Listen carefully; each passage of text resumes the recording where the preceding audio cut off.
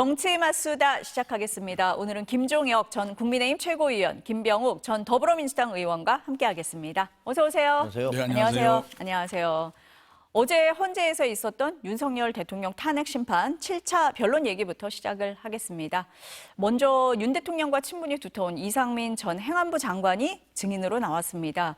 계엄 선포 전에 국무회의가 정상적인 절차로 이루어졌느냐, 위헌, 위법을 가를 중요한 쟁점입니다. 헌법재판관들은 이 점을 집중적으로 물었습니다. 관련 발언부터 듣고 시작하겠습니다.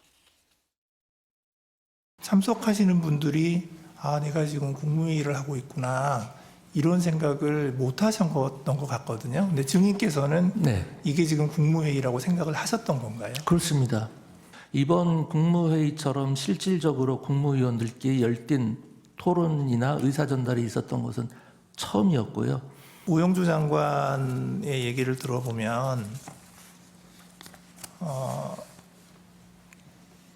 개회선언, 안건에 대한 설명, 폐회선언 등이 있어야 하는데 그 부분이 충족되지 않았다고 알고 있습니다.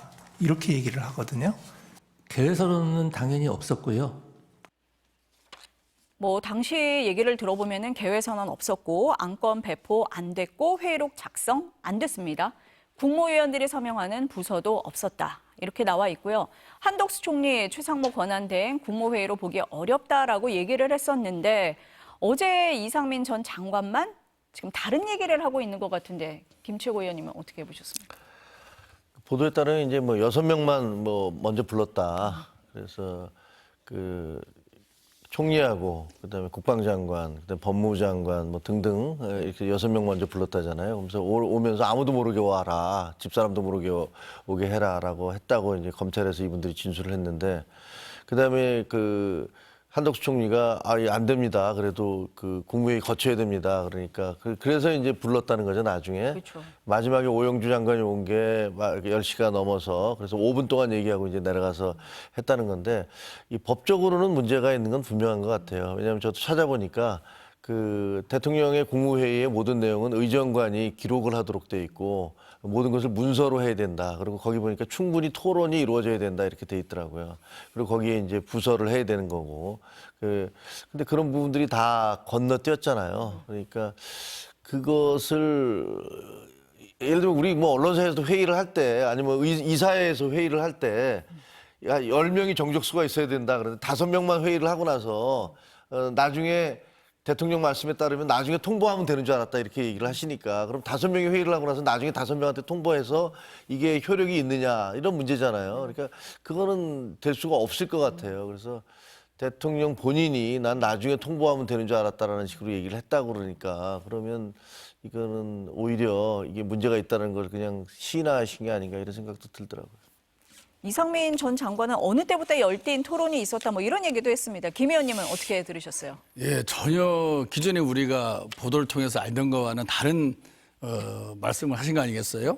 한덕수 대행이나 최상목 지금 대행도 형식과 내용 면에서 분명히 흥결이 있었다라고 아주 분명하게 말씀을 하셨는데, 본인은 마치 이렇게 열띤 토론이 있은 국무회의는 없었다. 전혀 반대되는 얘기를 하고 있는데요. 이제 아마 각자 국무위원들도 전 장관들도 자기 살기 위해서 자기 입장에서 그 당시 상황을 자꾸 얘기를 하는 것 같아요. 지난번에 김용현 장관도 그런 얘기 했잖아요. 대부분은 찬성했고 한두 명 정도가 반대했다. 그런 얘기를 또 한 번 했습니다. 그때도 사실은 기존의 국무위원들의 진술과는 전혀 다른 또 얘기를 한 거거든요. 그러니까 이 비상계엄에서 가장 책임이 있는 사람이 행안부 장관과 국방부 장관이 더 크죠. 국방부 장관이 제안을 했으니까 국방부 장관과 행안부 장관은 국무회의 심의가 내용과 형식에 흥결이 있을 때 일정 정도 책임을 지는 그런 자리죠. 왜냐하면은 국무회의 심의를 하라는 거는 마치 형식적으로 하라는 얘기가 아니라 심의가 있어야 되거든요. 그러면 어느 정도 시간을 갖고 장점과 단점도 얘기해야 되고, 그러기 위해서 회의록을 쓰게끔 만들고 부서를 하게끔 하는 거 아니에요?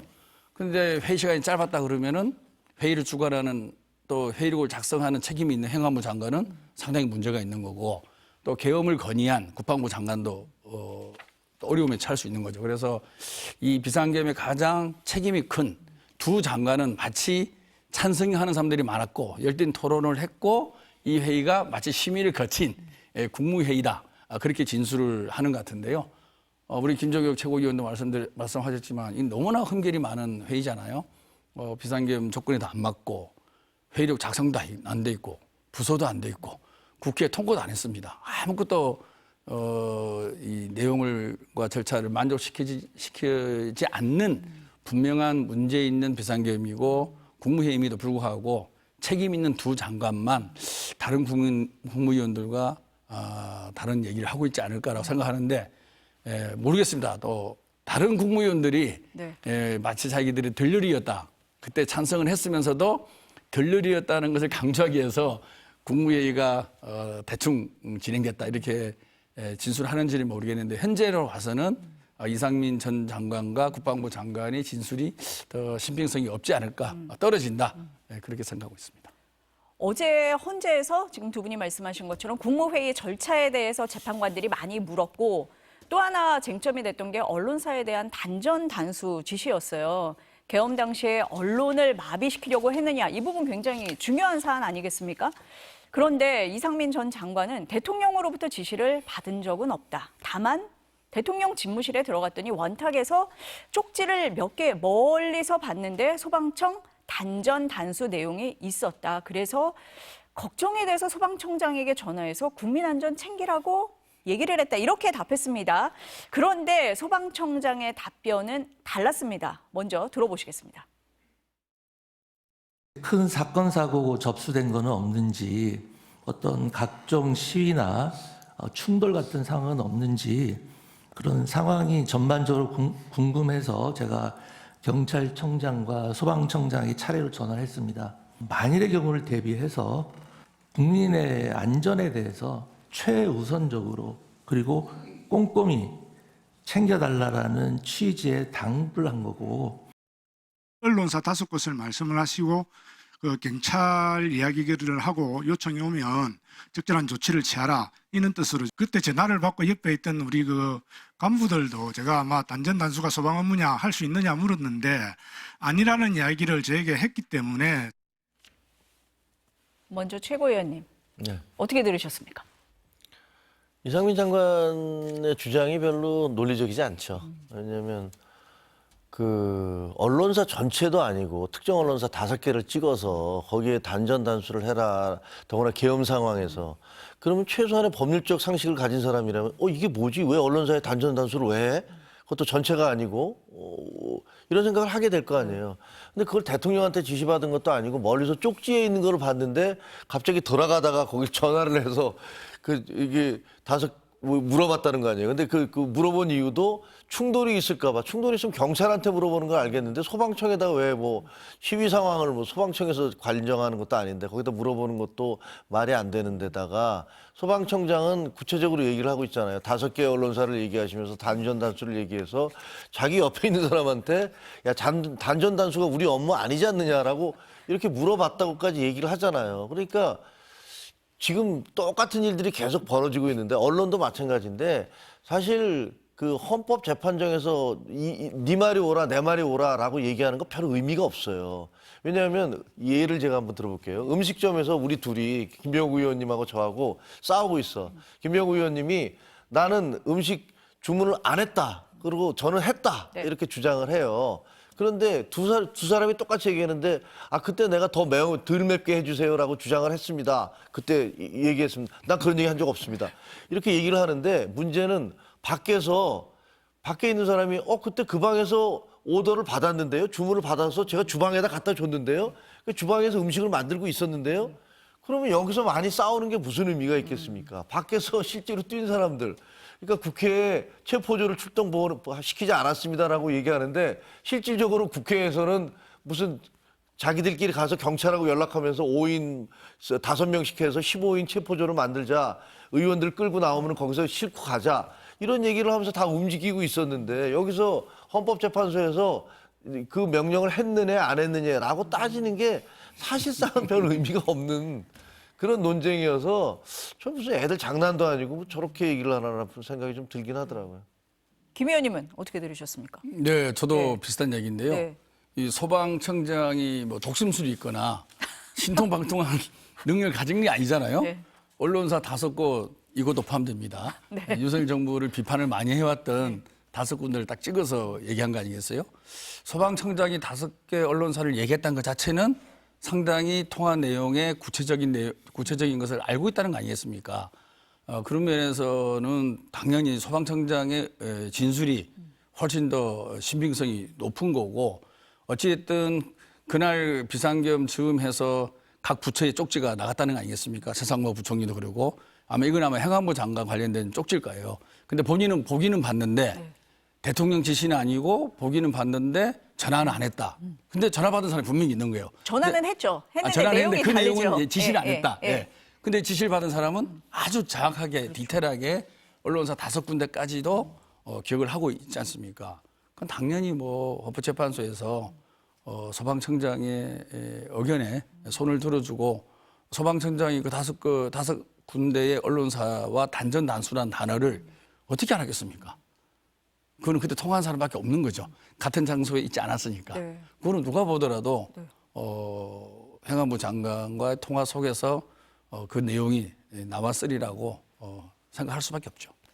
그러니까 두 분 말씀을 들어보면은 실행한 사람들이 다 있는 거거든요. 김 최고위원님이 계속 말씀을 하신 것처럼 소방청장도 그렇고 당시 그 국회 계엄군이 들어갔던 모습을 전 국민이 정말 생중계로 다 본 상황인데 지시한 사람이 있느니 없느니를 얘기하는 게 어떤 의미일까라는 말씀이 바로 이해가 됩니다. 어제 국회에서는 이런 질문도 있었습니다. 국회에서 계엄 해제가 의결된 뒤에 실제 해결까지 3시간 가까이 걸렸잖아요. 그럼 그 사이에 윤석열 대통령이 뭘 했냐 이에 대한 질문이 이어졌는데 윤 대통령이 직접 답했습니다. 들어보시겠습니다. 계엄 해제는 해야 되는데 문안을 어떻게 만들어야 되나 싶어서 국회법을 가져오라고 그랬더니 이게 제대로 못 갖고 와서 거기에 집중해서 읽고 있다가 계엄이 국회에서 의결을 했는데 해제를 의결했는데 대통령께서 이제 군사 지휘실에 있는 것이 장병들이 보기에 뭐 적절치 않겠느냐 뭐 이런 취지로 이야기한 것 같습니다. 지금 신원식 국가안보실장이 얘기를 했는데 계엄 해제가 의결된 시간에 윤 대통령이 합참에 있었거든요. 그러니까 신 실장이 보기에 대통령이 군사시설에 있는 게 적절치 않아서 모시러 갔다 뭐 이런 답변을 하고 있는 그런 상황이에요. 이거에 대해서 원래 계엄 해제가 되면은 지체 없이 해제를 해야 되는데 안 했다. 헌법 위반 아니냐? 이게 하나가 있고 그러면 그 사이에 제2계엄을 생각한 거 아니냐? 이런 비판이 있습니다. 최고위원님은 어떻게 보세요? 증언 중에서 뭐 그냥 가 아니면 제2, 제3의 계엄을 하면 되니까 뭐 이렇게 얘기했다는 얘기가 있었잖아요. 그러니까 그게 사실 여부는 서로 한쪽에서는 얘기했다는 사람은 부인하고 있고 들었다는 사람은 들었다고 얘기하니까 뭐가 진실인지 잘 모르겠어요. 근데 뭐 신원식 국가안보실장이 얘기하시는 대로 계엄과 관련해서 대통령이 그때 합참에 있었던 건 대단히 부적절한 것이라고 생각을 해요. 그리고 그 굉장히 오해를 받을 수가 있다. 그나마 신원식 실장께서 가서 모시고 나왔으니까 다행이지. 아니었으면 어떻게 됐을까 이런 생각도 들어요. 또 하나는 신원식 국방안보실장이 국방장관으로 계속 있었으면 과연 계엄이 됐을까?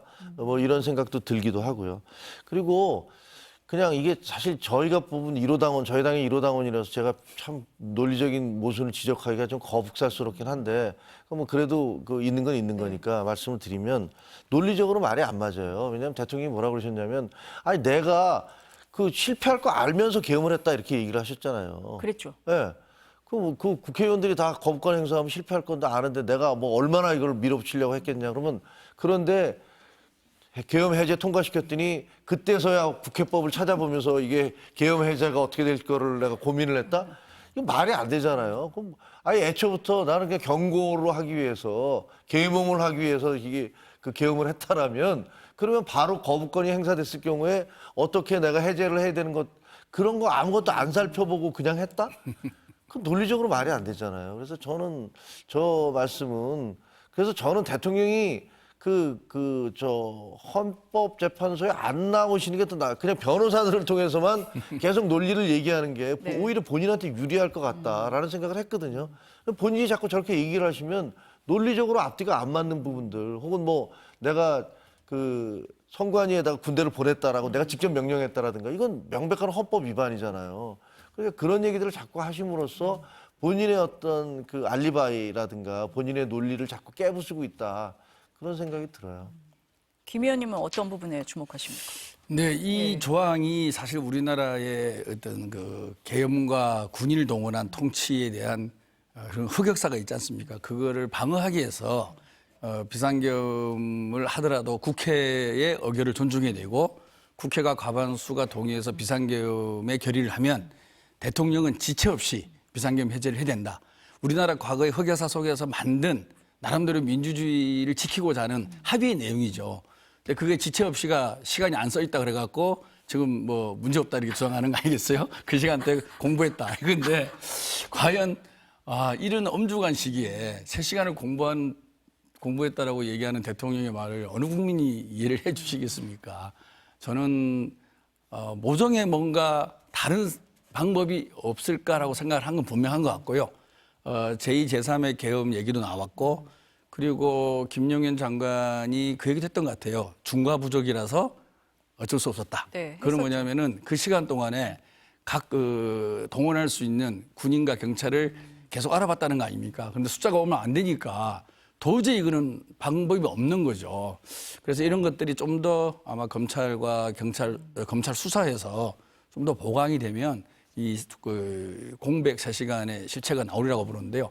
아마 비상계엄 해제를 하려고 비상계엄 해제를 부정하려고 여러 가지 국리를 하고는 있었는데 현재는 제2, 제3의 계엄을 하려고 했던 정우들이 있고 기타 다른 방법도 연구를 해봤다. 단순한 공부가 아니라 비상계엄 해제에 동의하지 않은 꼼수를 그 시간 동안에 하지 않았을까라고 추측을 하고 그런 증거와 증언들이 저는 수사를 통해서 앞으로 나오지 않을까 싶습니다. 해제를 하려고 했던 게 아니라 오히려 그 반대가 그렇죠. 아니었을까라고 예. 의심을 하시는 것 같습니다. 신원식 국가안보실장이요. 이런 증언도 했어요. 지난해 3월 말에서 4월 초에 삼청동 안가에서 만찬이 있었는데 이 자리에서 윤석열 대통령이 비상한 조치를 언급했다. 이렇게 밝혔습니다. 당시에 자신은 반대를 했고 김용현, 당시는 경호처장이었죠. 김용현 경호처장을 통해서도 한 번 더 반대의 뜻을 전해달라. 이렇게 부탁을 했다. 이렇게 증언을 했습니다. 우선 비상계엄이 경고성이 아니라 오래전부터 계획된 거 아니냐. 이런 의혹이 하나 있고 또 하나는 앞서서 김 최고위원님이 말씀하신 것처럼 당시에 신원식 국방장관이 교체가 됐는데 혹시 이거하고 연계가 됐을까?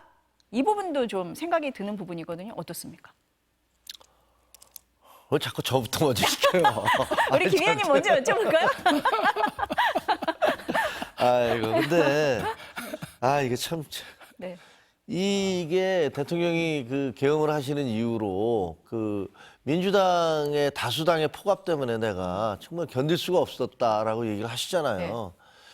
근데 3월 달에 만약에 비상조치를 검토를 했다면 그게 논리가 말이 안 맞잖아요. 3월 달은 4월 10일 날 총선이 있었으니까 그러면 3월 달에 이미 우리는 이렇게 대표할 것이다, 우리 당은. 그래서 앞으로 이제 우리 당에 대해서 민주당이 뭐 이렇게 나올 것이다라는 걸 다 예상을 하고 했다고 볼 수가 없잖아요.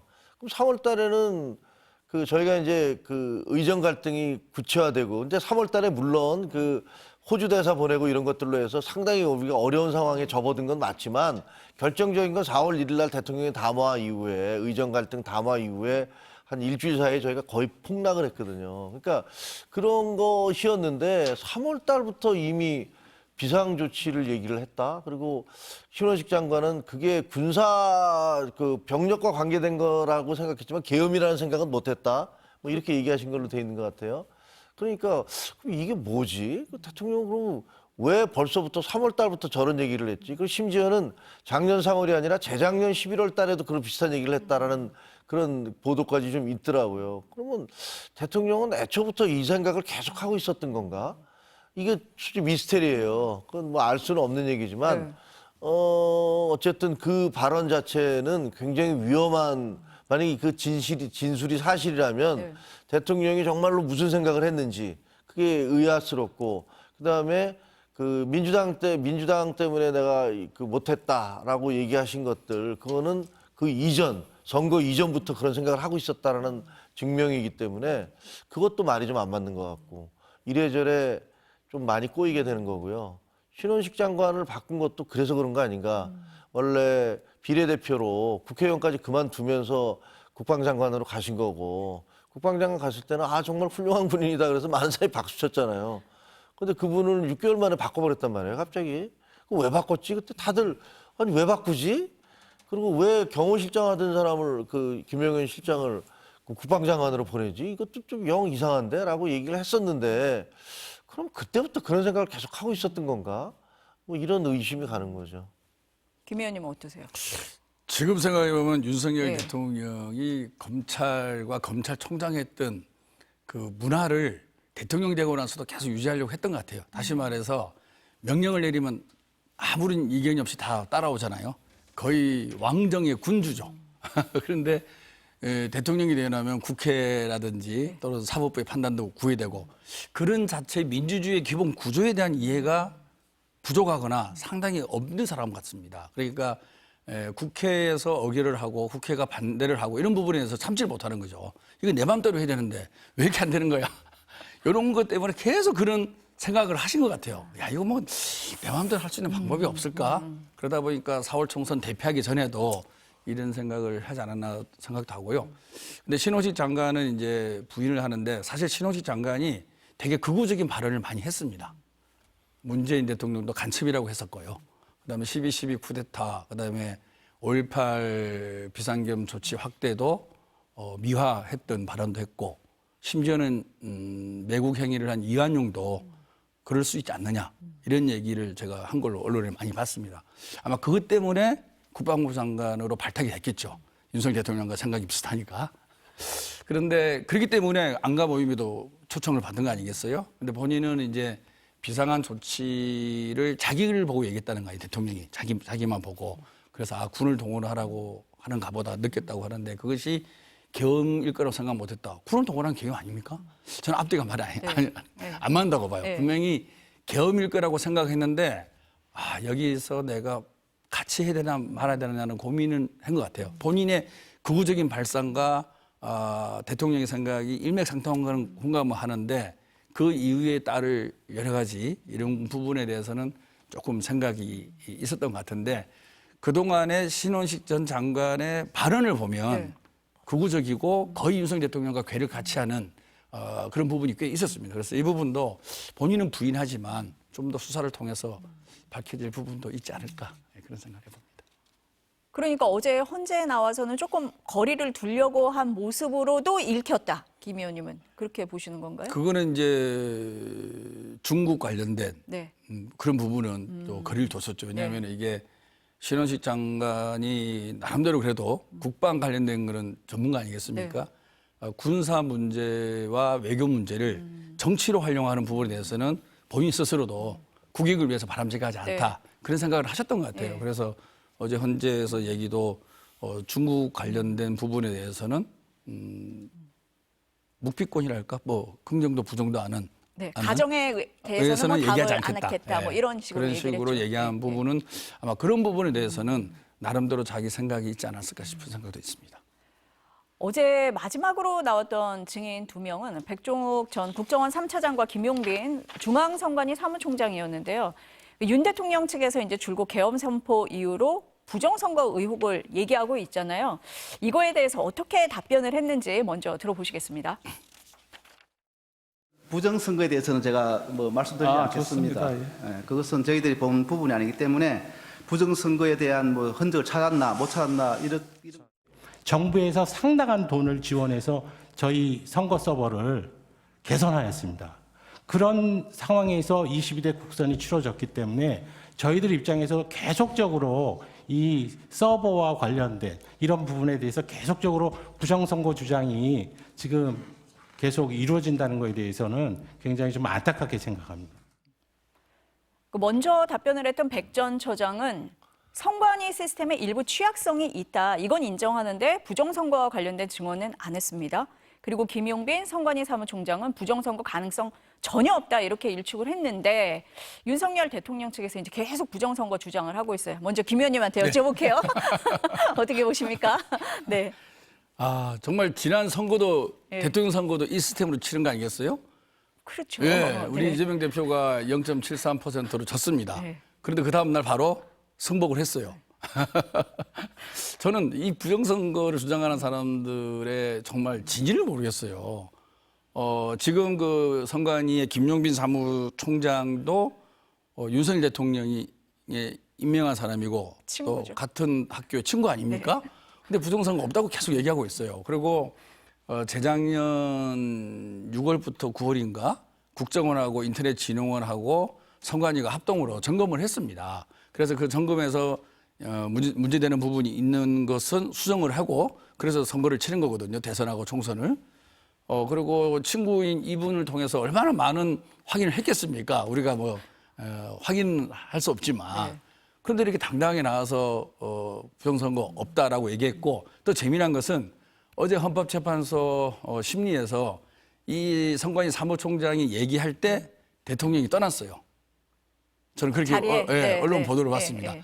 피곤해서 떠났는지 모르겠지만 이분이 계속적으로 윤석열 대통령의 편을 안 들어주고 있지 않습니까? 부정선거 없었다.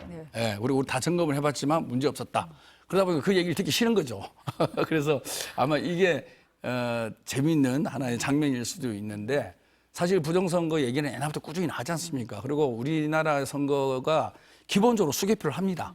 분리기도 있고 뭐 하지만 기본적으로는 다 수개표를 통해서 점검을 하는 시스템이고 그 투표 참관인과 개표에 관련된 인원들이 엄청나게 많습니다. 그리고 이 선거를 대통령, 국회의원, 지방선거, 보궐선거 엄청나게 많이 치르지 않습니까? 그러면 이 모든 참가자들이 공모를 해야만 부정선거가 가능한 거예요. 우리 시스템이. 네. 그건 아니지 않습니까? 그래서 대법원 판결도 몇 건의 소송이 있었지만 부정선거 아니다. 이렇게 판결이 난 거고요. 그리고 이거에 사실 다들 억측과 추측을 하고만 있는 거 아니겠어요? 이럴 것이다, 이럴 것이다. 근데 한 번도 부정선거에 대한 팩트는 나온 게 없습니다. 그런데 계속 이것을 하나의 정치 선동의 장으로 확대 재생산을 하는 하나의 그 레토릭을 만드는 공장으로 이걸 활용을 하고 있는 부분이 있는데 저는 부정선거 음모론이야말로 가장 우리가 이번 계엄을 통해서 이제는 좀 불식시켜야 되고 선관위에 조금이라도 문제가 있으면 다 점검해야 되죠. 당연히 점검해서 고쳐 나가면 되는 거지. 그것이 계엄군을 동원한 비상계엄의 원인이다. 정말 이거는 있을 수도 없고 그런 발상을 한다는 자체가 정말 왜 그럴까 이해할 수 없는 부분 중에 가장 큰 부분이 이 부정선거론입니다. 왜 그럴까요, 김재구님? 일종의 그 부정선거로는 과거에 2008년도에 광우병 주장이나 마찬가지로 굉장히 비과학적이고 그리고 근거가 없는 얘기입니다. 저는 뭐 말도 안 되는 얘기라고 생각해요. 저도 선거를 우리 다 선거 뛰어본 사람들이지 않습니까? 예, 그리고 어저께 저녁에 사실 대통령은 그 자기 친구이자 자기가 임명한 그 김용빈 선관위 사무총장을 함께 했어야 돼요. 그래서 눈을 보면서 서로 얘기를 했어야 돼요. 근데 그걸 안 하셨어요.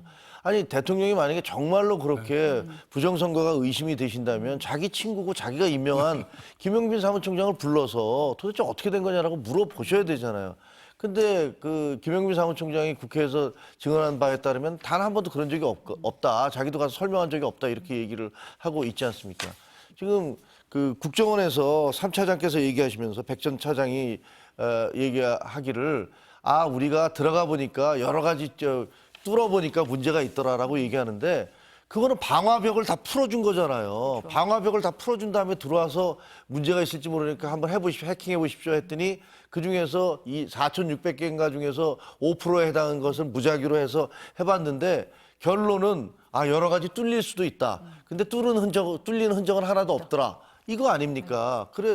그래서 이렇게 개선해라라고 주장을 해서 많은 돈을 들여서 그걸 다 바꿨어요. 그리고 나서 22대 총선을 치른 겁니다. 대통령도 그때 부산에서 사전 투표하셨어요. 당에서 저희들한테 지시가 내려와서 사전 투표를 하고 다 인증샷을 찍어서 조직국에 올려라라는 얘기도 했어요. 그래놓고 이제 와서 그걸 부정선거였다고 얘기를 하면은 그럼 저희가 그걸 어떻게 받아들입니까? 그건 제가 보기에는 전혀 말이 되지 않는 소리고요. 이 백 처장께서 얘기하시기를 이거 그 위험이 있으니까 그거 지적한 거다. 맞아요. 근데 예를 들면 북한으로부터 항상 우리가 위협을 받아요. 그렇다고 우리가 북한하고 전쟁합니까? 그건 아니잖아요. 그리고 만약에 이것처럼 선관위처럼 이 그 방화벽을 다 풀어준 다음에 해킹을 하라 그러면 국정원 그 방화벽, 그 국정원 데이터는 안 뚫리겠습니까? 아니면 우리 대통령실의 데이터는 안 뚫리겠습니까? 그러니까 이렇게 일반적이고 일상적인 상황이 아닌 특수한 상황에서 보안 점검을 한 거를 근거로 해서 이것이 부정선거의 증거다라고 얘기를 하는 것은 말이 안 되고요. 결정적으로 어저께 차기환 그 변호인 있잖아요. 네. 대통령실 변호인이 뭐라고 그러셨냐면 차기환 변호사가 윤 대통령은 부정선거가 자행했다고 단정하는 게 아니다. 시스템을 점검해서 신뢰를 회복할 필요가 있다는 시각이다. 이렇게 말씀하셨어요. 저는 그 얘기 듣다 기절하는 줄 알았어요. 아니 그러면 그냥 점검해보면 되잖아요. 그렇다고 해서 그거를 거기다 계엄군을 보내야 됩니까? 그거는 제가 보기에는 논리적으로 전혀 말이 안 맞는 적어도 부정선거와 관련해서는 저는 뭐 누차 말씀드리지만 민주당이 다수당이 된 다음에 굉장히 폭압적으로 행동을 했고 뭐 줄탄핵을 했고 말이 안 되는 짓을 많이 했다라는 건 100% 인정하고 저도 계속 비판을 해왔어요. 그러나 그렇다고 해서 그것이 계엄의 근거가 된다는 것은 그거는 논리적으로 전혀 맞지 않는다. 그렇게 생각을 합니다. 어제 헌재 변론에서는요, 탄핵 심판의 그 소추위원이었던 정청래 국회 법사위원장하고 윤석열 대통령이 공개적으로 충돌하기도 했거든요. 그 발언 들어보실까요? 줄탄핵, 예산 폭거, 특검 이런 것을 예를 드는데요. 이 탄핵과 예산과 특검은 엄연한 대한민국 국가에서 헌법적으로 법률적으로 보장하고 있는 국회의 권한입니다. 그 권한 행사가 마음에 들지 않는다 하여 국회를 척결의 대상, 반국가 집단, 범죄자 집단의 소굴로 국회를 인식했다면 이것이 과연 경고성이었을까라는 의구심은 저는 가지고 있습니다. 비상계엄의 선포와 그에 따르는 후속 조치도 엄연히 헌법상 대통령의 권한이라는 점을 말씀드립니다. 그리고 아무 일도 일어나지 않았다는 것은 바로 이 소추위원단과 민주당에서 만들어낸 내란 프레임으로 만들어낸 체포, 누구를 끌어내는 일, 그런 일이 전혀 일어나지 않았고 국민들에게 어떤 군인들이 어떤 억압이나 공격을 가한 사실이 전혀 없고. 김 의원님부터 네. 어떻게 들으셨습니까? 이제 순서가 바뀌는 겁니까? 끝날 때쯤 되니까. 저는 또 우리 윤 대통령께서 또 뭐 경고성이다, 뭐 오히려 민주당의 프레임에 말려든 거다 이런 말씀을 하시는데요. 아무 일이 일어난 건 절대 아니죠. 비상계엄을 통해서 국민들이 엄청나게 불안해했었고, 24시간 거래되는 비트코인은 30% 폭락을 했었고요. 환율도 급등을 했었고, 국제사회에서 대한민국을 걱정했죠. 그리고 국제 신인도 하락에 대해서도 걱정을 하고 있습니다. 저는 자꾸 이런 말씀하실 때 보면 정말로 우리 윤석열 대통령이 검사 출신, 검찰총장 출신 맞는가 진짜 의심스러워요. 협박죄도 있고 미수죄도 있지 않습니까? 우리가 돈을 훔쳐가는데 네. 누가 이렇게 봤어요. 그럼 훔친 걸 다시 갖다 놓는다 그래서 그게 무죄가 됩니까? 그리고 협박을 했는데 그 사람이 안 다쳤어요. 그럼 그게 무죄가 됩니까? 여러 가지 본인이 그런 거로 사람들을 많이 구속을 시켰을 거고 그렇게 다뤘을 텐데 유독 이 비상계엄과 내란에 대해서는 아무 일도 일어나지 않았으니까 나는 아무 죄가 없고 오히려 민주당이 내란 프레임으로 나를 공격한다. 야, 그런 말씀을 이렇게 국민들 앞에서 그것도 법률 전문가인 헌법재판소 재판관들 앞에서 저런 말씀을 버젓이 하신다는 게 정말 놀랍습니다. 그동안에 검찰과 총장을 하면서 얼마나 많은 사람이 피해를 봤을까 이런 생각도 들기도 하고 정말 진정으로 안타깝고요. 우리 사실 이 국회에서 대통령을 견제할 수 있는 권력보다는 대통령의 권력이 훨씬 많습니다. 우리가 인사청문회를 통해서 아무리 장관들의 자질을 검증을 해도 대통령이 임명하면 장관이 됩니다. 법안도 우리가 통과시켜도 대통령이 거부하면 법안이 안 됩니다. 국회도요. 국회 예산도 마찬가지입니다. 예산도 편성권은 정부에 있어요. 국회는 감액권만 있습니다. 삭감할 수 있는. 이런 속에서 국회가 대통령과 행정부를 견제하기가 사실 버거울 때가 있습니다. 그러니까 약간 탄핵이라는 방법도 있는 거고, 그다음에 제2요구권에 대해서 거부권을 행사한 법안에 대해서 다시 또 제의도 하고 이렇게 하지만 큰 틀에서는 훨씬 대통령의 권한이 강하다. 그리고 사실 총선에서 대표한 이후에 윤석열 대통령이 이재명 대표랑 처음으로 만난 거 아니겠습니까? 이재명 대표가 영수회담 하자고 수차례 얘기했습니다. 한 번도 영수회담 안 했어요. 이 대화와 타협을 통해서 정치를 풀어나가려고 우리는 노력했는데 대통령이 계속 거부를 한 겁니다. 그리고 총선 이후에 한 번 한 거 아니겠습니까? 그리고 작년 예산안 시정연설 참석 안 했습니다. 모든 것들이 대통령의 일방적 독주에 따라오지 않는 우리 야당은 그런데 국민이 민의를 통해서 우리 야당을 다수당으로 만들었기 때문에 국민들이 대통령을 견제하라는 명령을 준 거거든요. 그 명령에 따라서 대통령을 견제하는 것이 우리의 의무입니다. 우리는 충실히 일을 하고 있는데 대통령은 민주주의에 대한 이해력이 부족하다 보니까 왜 내 말을 안 들어주냐, 왜 내 안 따라주냐 이거 아니겠습니까? 근데 그게 이제 비상계엄과 계엄군을 동원한 건 됐는데 정말 전체적인 흐름을 이렇게 듣다 보면 정말 대통령이 돼서는 안 될 분이 대통령이 되셨구나. 그리고 학습 효과가 이렇게 없나. 설령 그런 문화에서 살아왔다 치더라도 대통령이 되고 나서는 좀 바뀌어야 되는 거 아니겠습니까? 근데 전혀 그게 없어요. 그런 면에서 정말 안타깝고 참 불행한 역사였다 이런 생각을 많이 하고 있습니다. 김초고 의원님은 어떠십니까? 정청래 법사위원장은 탄핵과 예산 특검은 법률적으로 보장한 국회의 권한이다 이렇게 얘기를 하셨고 거기에 맞받아서 대통령은 비상계엄 선포도 헌법상 대통령의 권한이다. 우리 둘 다 법에 의해서 한 건데 각자가 지금 내가 내 법대로 했는데 무슨 소리야 이렇게 얘기하고 계시는 거잖아요. 근데 참 이 두 분 다 네. 법에 의한 지배에 대한 개념을 도대체 뭘로 생각하시는지 잘 모르겠어요. 물론 법에 의한 지배라는 게 rule of the law라고 얘기하는 것은 rule by the law하고 다르거든요. 법을 가지고서 내가 그걸 무기 삼아서 통치하는 것이 rule by the law잖아요. 그것도 법의 지배예요. 그렇지만 우리가 얘기하는 법의 지배라는 것은 그 법 정신의 기초에서 그것을 마구잡이로 쓰라는 게 아니거든요.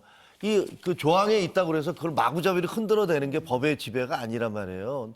근데 민주당은 자기들이 다수당이라고 해서 탄핵과 예산 특검에 있어서 마구잡이로 이 법을 근거로 해서 rule by the law를 한 거고 대통령도 비상계엄이 대통령에게 있는 권한이니까 나도 내 권한 행사하는 거야 라고 얘기를 했지만 그것이 과연 이 시대 정신과 어떻게 보면 이 국민들을 위한 것들에 있어서 그 맞는 얘기냐라고 보면 최고위 둘 다 아니거든요. 그러니까 이 두 분이 어떻게 보면 대놓고서 지금 서로 우리가 나는 법대로 했는데 무슨 소리야 이렇게 얘기하시고 있는 것 같아서 정말 그걸 지켜보는 국민들 입장에 보면 괴롭습니다. 네. 국민을 보고 좀 정치를 해야 된다. 대통령과 네. 법사위원장이 그러고 네. 계시니까. 이 장면을 보면 국민들이 답답해할 거다 이런 말씀이신 것 같습니다. 오늘 좀 시간이 짧았는데요. 두 분 말씀은 여기까지 들어야 될 것 같습니다. 감사합니다. 감사합니다. 수고하셨습니다.